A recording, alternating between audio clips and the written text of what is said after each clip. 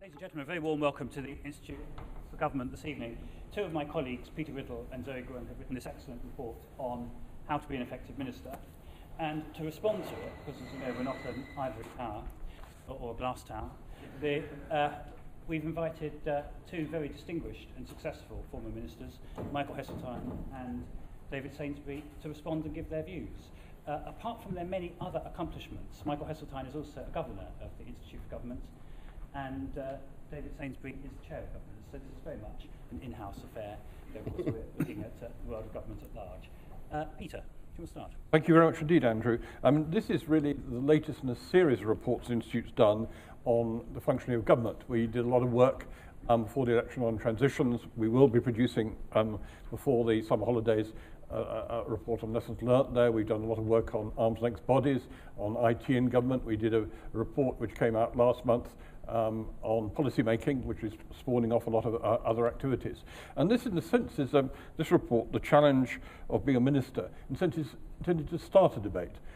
We welcome the comments from anyone pointing out where we're wrong, where things can be taken, because one of the things that we discovered in writing this report was how little agreement there is on some definitions. And I'll come to that in substance in a minute. But so therefore we very actively welcome people's thoughts, suggestions on this.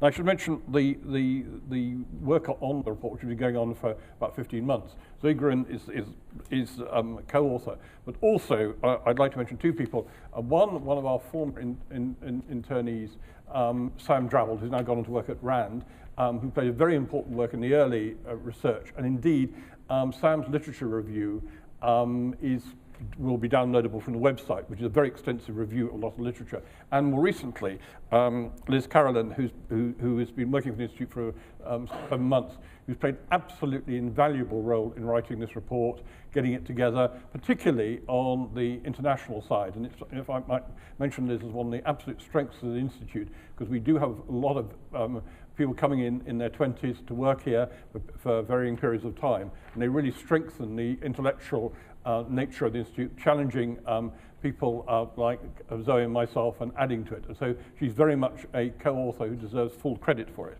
Now, in looking at what we did, we interviewed over 50 ministers, ex-ministers, current civil servants, former civil servants. Some moved from being current to former during the course of actually the report being done. We also talked to people in various bodies outside government, in trade associations, local government, other parts of the public sector, and to some special advisors. It was very much, this is in addition to the existing literature and our own information about it. And this was in a series of rather unprompted interviews to get their views on what made an effective minister, and indeed, the key question of how ministers could be made more effective. We define that as setting and implementing clear policy objectives. Now, the difficulty with this exercise is you can produce what we can define as an effective minister. Indeed, Michael Heseltine will be glad to know that when a number of the interviewees were asked who was their view of the most effective minister, Michael won by a mile. This was before he became a governor of the Institute. This is why he became a governor. I was about to say, Andrew, it had no relation to him becoming a governor. Since I had no part of that, we could purely say that it was objective. And we can define the attributes: decisiveness, clear setting of objectives, willingness to listen to the views of civil servants, willing to follow through on ideas. But by defining that, there's a limit to where that gets you, actually. And what we wanted to focus on were what were the factors which could enhance the effectiveness of ministers, and also what were the problems which could hinder it. And that's what we tried to focus on. Otherwise, you get into a slightly circular process of defining, here's a good minister. We haven't named the ones we regard as ineffective for reasons of defamation and otherwise. They will go in the secret papers of the Institute, which I think will last longer than the 20-year rule which is about to be introduced. But many people recognize them. In fact, there was pretty much unanimity on who the ineffective ones were. Now, we don't accept that ministers decide policy and civil servants manage. Much of an effective minister's job is what would be called management, providing leadership, setting objectives, ensuring they're followed up. Real distinctions between running the department, administering in detail, that's a civil servant's job. As I say, we're not trying to create the ideal, but really to outline how ministers can be helped before taking office and later when they're in office. And Zoe will deal with some of that in a minute. Just a few points about some obvious problems where ministers can be helped. One is frequency of reshuffles. Of course, prime ministers occasionally have to change ministers when they resign because of scandal or the minister proves to be a dud. The problem is reshuffles of choice, and I think that's a key distinction we try to draw in the report between reshuffles which are forced by circumstance and those of choice. And it's the ones of choice which we regard as ones to be reduced, if at all possible, where ministers are moved around almost for the sake of it. We've got a number of figures in the report on the numbers of ministers who have been in various posts over the last 30 years, and it doesn't matter whether it's a Tory government or a Labour government on that. The frequency is striking. Also, as a contrast with, for example, a country like Germany, which has had half as many ministers dealing with industry and business in the last 60 years than we have in Britain. And I think the comparative industrial performance doesn't suggest that increased frequency is necessarily a help. We also focus on the fact the UK is unusual in most ministers are recruited from a limited commons pool. Often there's a wider choice elsewhere, but some of the work Liz has produced has shown that these comparisons can be slightly deceptive, because in Germany, a lot of the ministers may not come from the Bundestag. What they do come is from Länder. And therefore they're actually perfectly seasoned politicians, but they merely come from a different route in that way. The same is true in France, where the perpetual movement round of enarchs in various ways who move in and out. The USA, a lot of members of the cabinet turn out to have been state governors, indeed members of the Senate move back in. We also look at the two other factors of recruitment for ministers. And we conclude, perhaps in a slightly contrarian way, that being a special advisor is actually rather a good apprenticeship for being a minister. There's a lot of emphasis on special advisors, which tend to be confused with another category. People who've been party researchers, people who've worked perhaps for lobbyists. They don't have the advantage special advisors have of actually sitting in the outside office of the minister. And there's a tendency to confuse all kind of para-political jobs with specifically as a special advisor. And there are an enormous number of, despite the perception of special advisors in government, there are 8 ex-special advisors, fairly broadly defined in the current government. Of course, one of them happens to be the Prime Minister and one of them what happens to be the Chancellor of the Exchequer. And it's interesting, it's their prominence rather than their numbers, which is significant. We also look at the issue of ministers with outside experience. We review the experience of GOATs. It's pretty mixed. False comparisons can often be drawn between ministers and business leaders. It's not just about running an organisation. Accountability is totally different, and a successful minister has to have political skills. And that's been a lot of the problem with some of the GOATs. They haven't had political skills. Many GOATs, in fact, were appointed on a completely false premise. And it's been a fascinating comment from some of them that no one actually told them they had to be Lords ministers. And then they suddenly discovered they had to answer questions, take through bills. And some of them were not told about it. Principal reason, prime ministers haven't the faintest clue how the Lords operates. Not a faintest clue. And therefore that it was a practice both of Tony Blair and Gordon Brown to appoint people without realising the job they'd have to do. And I think that's a real problem, and it certainly produced some of the problems with some of the GOATs.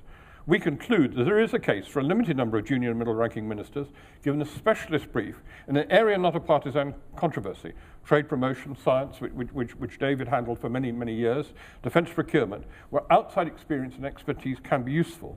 But that only works if there's a proper understanding of political and media skills, as well as proper accountability to the elected House. I mean, most ministers still will come from the elected House, because that's what democracy involves and democratic accountability. But if you are going to have Lords ministers in significant executive positions, they've got to be properly accountable to the elected House by being questioned, say, in Westminster Hall or wherever.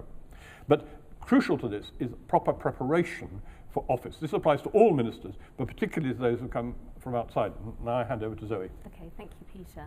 I think also our conclusion from the various interviews that we've done is that performance of ministers can no longer be left to chance. It is very much an imperative that there is a far more systematic approach to selection, appraisal, and development. I mean, when you look at most organisations, whether it's in the public or private sector, for those who actually work in those organisations and want to rise through the organisation, it is entirely normal that you have things like regular appraisals in terms of your performance, how you're doing, you have those objectives, when you will be offered opportunities to enhance your career through development. it's very much the norm. So why actually feel so embarrassed by it? And that's the message that was coming through quite a bit when we were interviewing the ministers. But that's actually quite key in terms of, unless you're a politician and somehow those normal rules don't apply. And I think we were just speaking, for example, to the recently appointed lead non-exec directors and also more generally the non-exec directors across Whitehall. And it's the recognition that ministers do actually have the most demanding jobs around, having to take complex and difficult decisions under the microscope of the 24/7 media environment, and with its most cases little or no preparation. So ever since politics has become a career, so you're talking about the SPADs in that sense, in its own right, increasingly few of our political leaders have really any real experience outside that bubble, and certainly not in running large organisations or managing large teams of people. Inevitably, they face an enormous challenge when appointed as cabinet ministers. So I think, the argument is that there is actually no shame in wanting to benefit from ongoing development. It reflects personal maturity and a level of self-awareness. It's all about having the right attitude and mindset around it. It isn't a weakness. So there is about wanting to create an environment and a culture, and this needs to come from the Prime Minister, where there is a desire to learn and develop, which is the norm rather than the exception. And this also includes development that has a team dimension into it. So the way that ministers currently think about these issues, and we've undertaken the interviews, is very much of, and I'm not meaning this in any pejorative sense, but it has a tendency of the gifted amateur about it, wanting to really get to grips with the demands and challenges they face. But in no other professional arena would it be acceptable to appoint people who can have a major impact on others' lives without some form of appropriate training and development, underpinned with regular reviews of performance. And it's a bit like thinking of, would you want brain surgeons, airline pilots, train drivers, to be gifted amateurs? Obviously not. And there are the few exceptions with either the ex-ministers we've interviewed or some current ministers where they've come in and they've actually run large organisations or they've had some experience of that, and so have a sense of composure and maturity around how they're actually going to be leading and managing others. So engagement with appraisal and development is really quite key, and it's to challenge the media in the perception that this is not actually about weakness, not in terms of your constituency or your peers. I think your constituency would want to know that they've got people who are capable of running the helm. But it's also important in terms of feeling comfortable around the other parallel report that's come out, which is on the better policy making.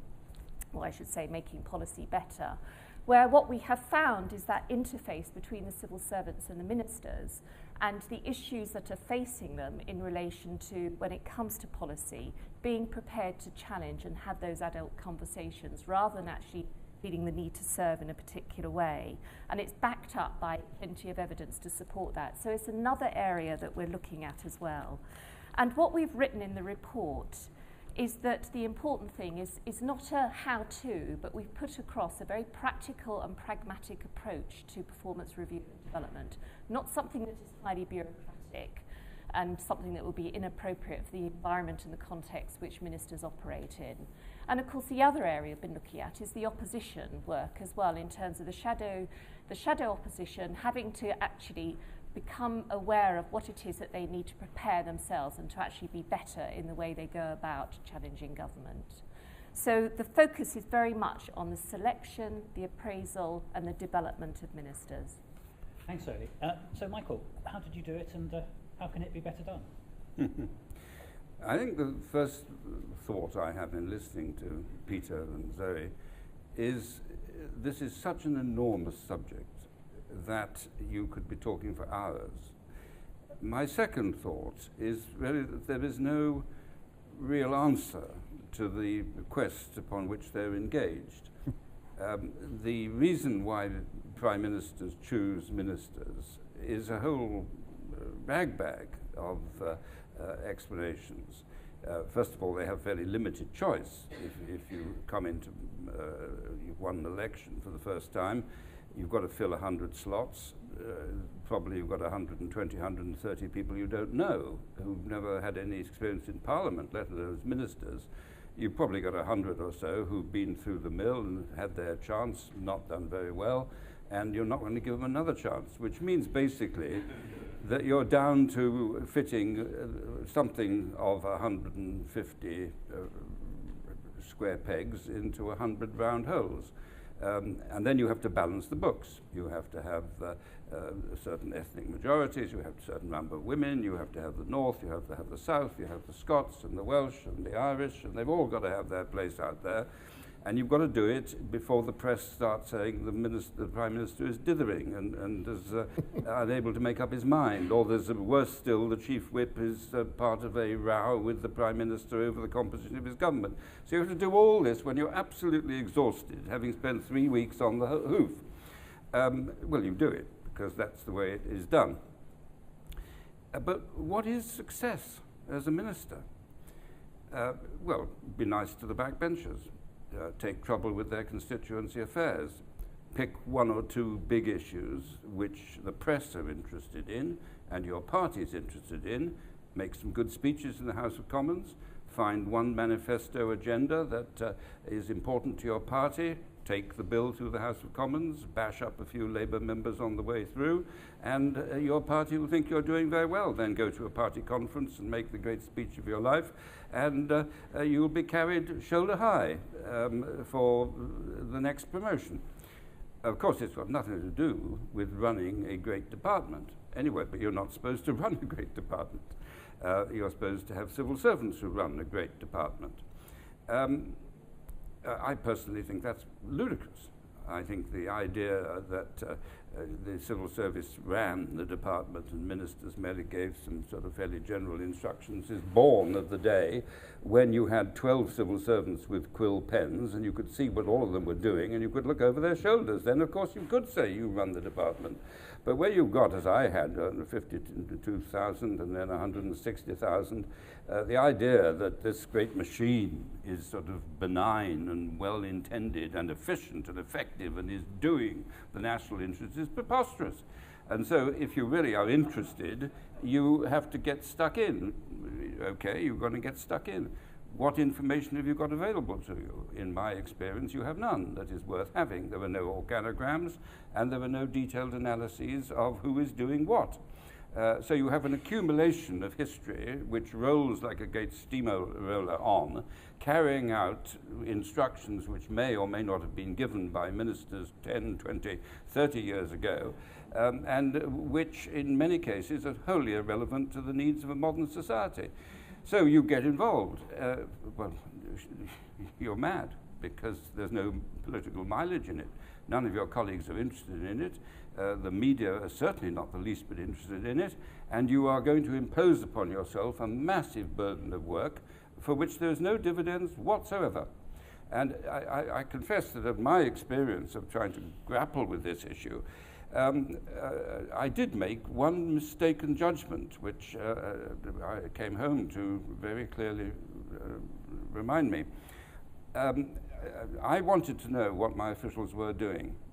And so I got the machine to analyze to the nearest £1,000 what every civil servant was doing and what it was costing.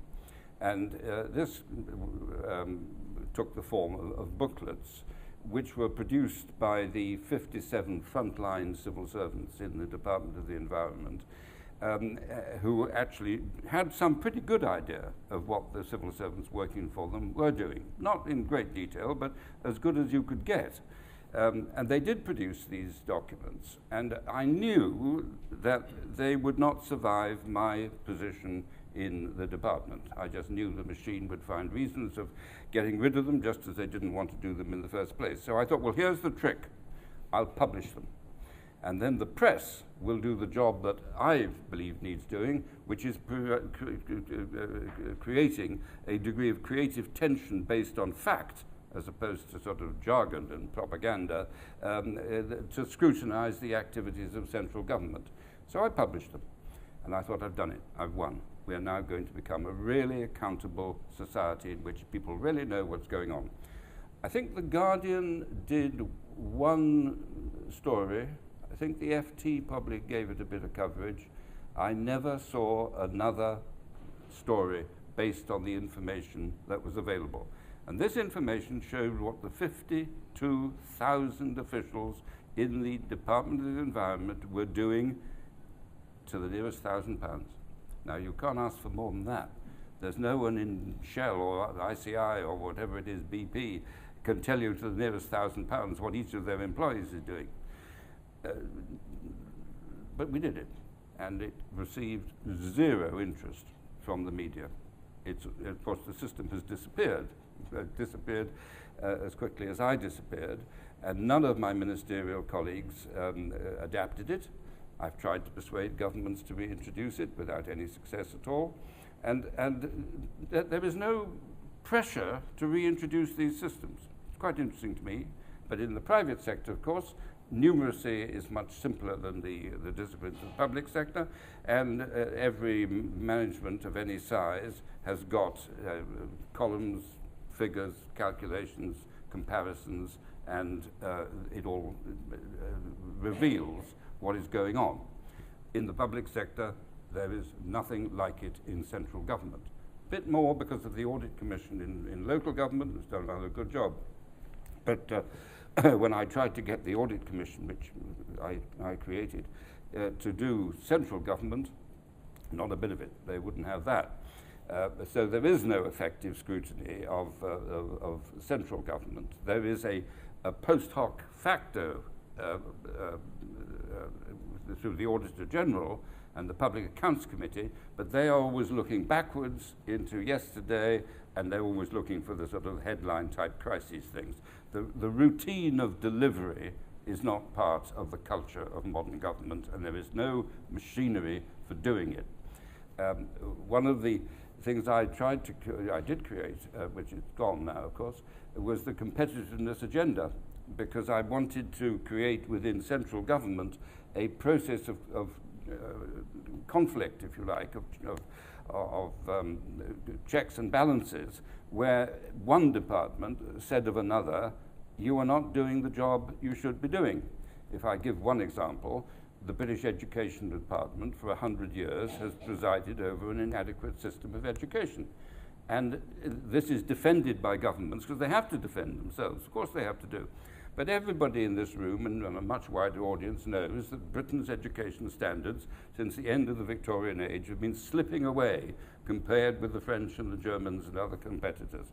So it goes on, because there is no one in government applying that critical factor to itself. And so what I was trying to do with the competitiveness agenda was to take the role of that, it was my department at the time, Department of Trade and Industry, to say of all of government activity, this is what world standards about, and you should actually be trying to achieve them. Not a very difficult concept. It's what any manager in a commercial organization has got to do all the time. What are the competitive standards? We've got to be up there, preferably ahead of it. But government has no machinery for doing that. The only creative tension in central government is the Treasury controlling expenditure, which they do pretty effectively. But I use those words cautiously because I mean they control it pretty effectively in terms of not letting it happen. It is not a question of a qualitative judgment about whether you are getting results for the money and whether you're doing the sort of things you should be doing in a strategic long-term UK PLC type approach. So I sort of ramble on a bit. I said it's a huge subject and you can go on and on about it. But trying to see a way in which you're going to produce these whiz-kid ministers out of the present system we have in this country, I wouldn't bet money on you being able to define the process in a way that is compatible with reality. If I had one huge advantage beyond coming from the private sector and having managed something, it was working for Peter Walker. Peter Walker is one of the constitutional innovators of the last 50 years. The way he ran the two, actually, of the Department of Environment and the Department of Trade and Industry under Ted Heath's government was massively innovative. He really did delegate. He made the role of junior ministers significant. He kept a very tight political control over the detail of what was happening in his department, and I learnt a huge amount from him. I hope I expanded a bit on some of his experiences, but certainly he, in my mind, is the sort of grandfather of how you try to manage a large government department effectively. Well, as I say, it's a huge subject. I'll stop. I think you've provoked more than enough questions. Keep us going for many hours, as you say. David is, I think, about to provoke even more.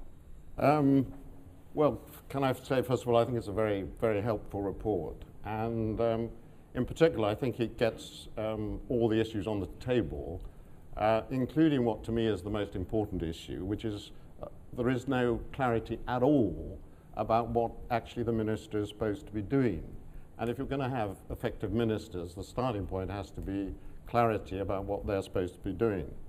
Now, in the report, it gives a definition of what a minister should effectively be doing, which Peter has mentioned: the ability to define clear policy objectives, to mobilize support internally within departments and externally with cabinet colleagues in Parliament, with the media and the public, in order to achieve the goals and help deliver the collective agenda of government. And I think that's broadly right. It's about leadership and policy formulation as being the two, the thing which it's about. I have, though, two problems with the definition. The first is the idea that the minister's only role in policy terms is to state policy objective. I think it seems to me a very old-fashioned view of the policy-making process. It's, I'm the minister, I just fought a general election, this is my party manifesto, this is what we're going to do, go and do it. I think policy-making has to be a rather more profound operation than that, which is about how do you establish what the problems are, what the opportunities are, and then get quite heavily involved in the design of policies. That would be my first point.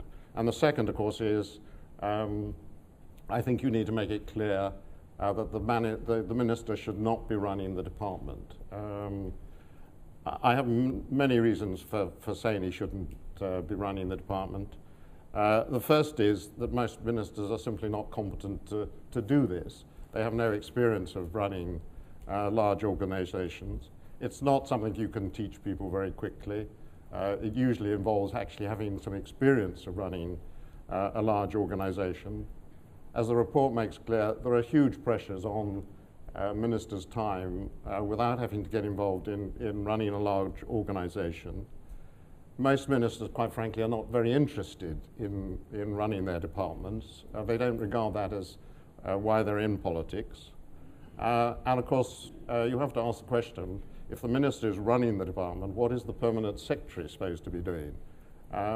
So I think the first thing you need to do is get very clear that the minister is there providing the policy direction to it and the leadership, and the permanent secretary is actually running the department. Now, of course, if you're like myself or Michael, and you're faced with a department which is not functioning very well, of course, what you do is you get heavily involved in running it. I found quite often I was operating as a kind of high-level progress chaser in the department to get things done, and indeed managing the policy-making process. But it seemed to me that was not really what I was supposed to be doing. And quite frankly, in this context, both Michael and I think, are probably the exceptions as far as ministers are concerned. In fact, one of my happiest moments as a minister was during one of the comprehensive spending reviews. And rather bizarrely, I got a telephone call from a senior official in the Treasury who said, we're going to give you lots of money for science in this comprehensive spending review, but we've got rather a lot of trouble with your department in terms of cutting back numbers. And if you want the money for science, you better do something about the numbers of people in the department. It didn't seem to me that was actually my job, but I wanted the money for science. So I got hold of one of the civil servants and I said, you better show me what numbers you have in the department and where they are in the department, what they're doing. And as I'm sure Michael will understand, this was met with, well, Minister, this is very difficult. You know, we're very flexible about allocating people, different bits of the department, keep the records in different ways. Anyway, I insisted on this, and eventually some figures were produced, and I did what I would have done when I was finance director of Sainsbury's, which is to say, you know, why we got 40 people here and 20 people there, and I got some very sort of woolly answers back. And then the civil servant, after a bit of this, he sort of looked up at the ceiling and he said, you know, rather meditatively, he said, you know, this is very, very extraordinary that you've asked for these figures. No one has ever asked them since Michael Heseltine was in the department. And I thought, well, I must be doing something right. Of course, Michael's right. I mean, sometimes the kind of information and the very basic stuff, what I would call basic manning tables and basic management accounting, just does not exist in departments. I came from an organization where absolutely regularly you could know where money was being spent in the organizations, and people had to constantly justify it, because we had a system which was called responsibility accounting, which at a very low level, everyone set their own budgets, that was reviewed, and then they were expected to regularly report on their performance against that. And there is absolutely no reason why this should not be used in government, and it's indeed what the Institute is about. And one should get that sort of information into it. But it will be done not by ministers doing this, but by the system being persuaded that this sort of thing ought to be put in. 4 other points about ministerial effectiveness.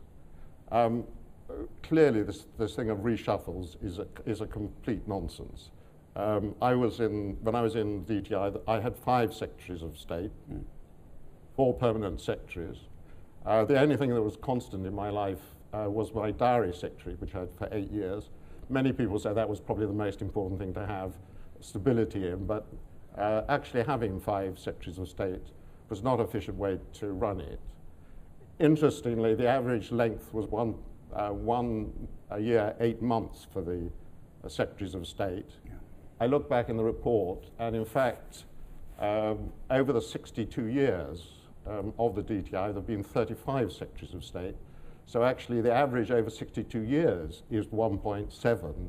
So not only is this system nonsense, it's a nonsense which has been going on for 62 years, which really makes it very difficult to run anything. The only point I'd add to that is the one other thing I thought which was very key to ministerial effectiveness was actually motivation of the ministers. Where you had a minister who was really interested in the actual subject of the department, that hugely increased their effectiveness. Where they were actually in a department which they had no interest in whatsoever, so their real interest was in foreign policy or defense policy, and they found themselves in the Ministry of Trade and Industry, what happened was they ceased kind of really trying to formulate policies or make changes, and really just did what the civil servants wanted them to do, plus the odd sort of white paper to show that they are dealing with crises.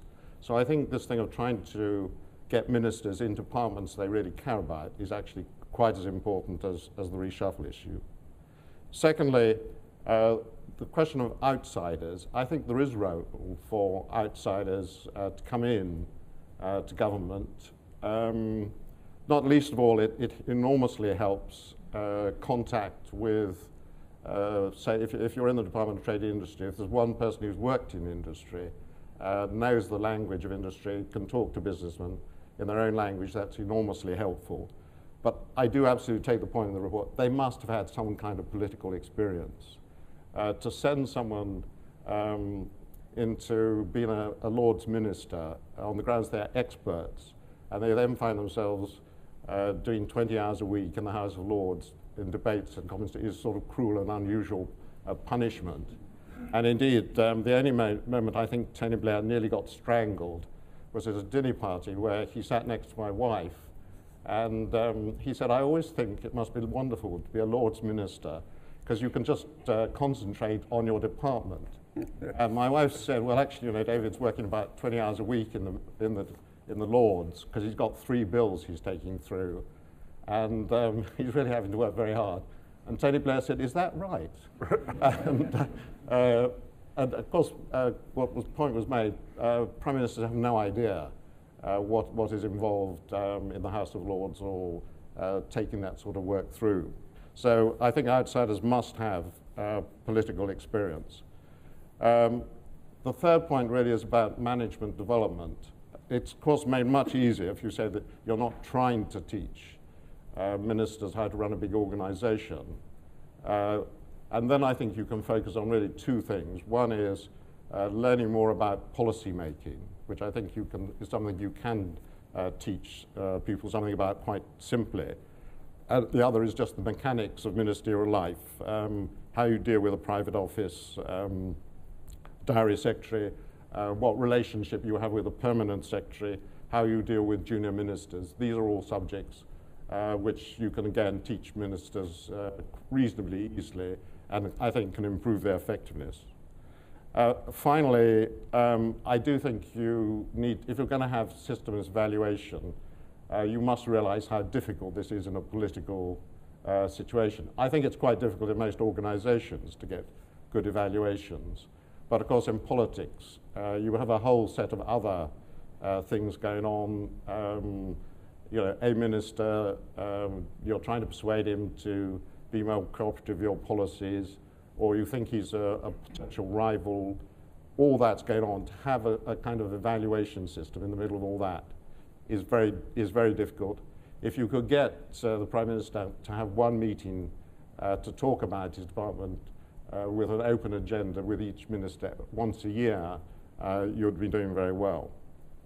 So I think the final point, just to sum up, is I think one of the things I learned in business was that the first and prime rule of business is to make certain that everyone has clear responsibilities. You give them the skill and responsibility, the skills and experience to do it, and then you hold them accountable to it. And if you could get that into government, you would make a huge step forwards in terms of ministerial effectiveness. Thank you very much. Thanks, David. I entirely agree with what you said about Diana Secretary. As the one who sent me to Imperial College when I was supposed to be going to the Imperial War Museum, didn't last long, but I was well served otherwise.